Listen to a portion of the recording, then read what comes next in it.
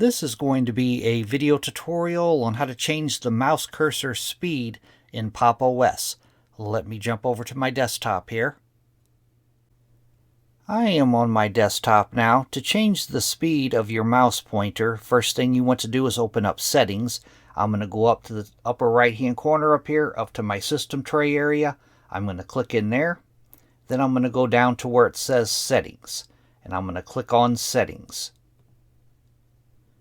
Now in the little dialog box that opens here, the pane off to the left hand side, you want to scroll down to where you see it says Mouse and Touchpad, and click on Mouse and Touchpad.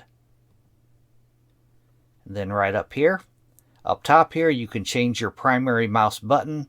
Down below that, mouse speed. If you move the dial to the right side, it will increase the speed of your mouse pointer. My mouse cursor is really zipping around now. If you move it all the way to the left side, your mouse cursor will be really slow.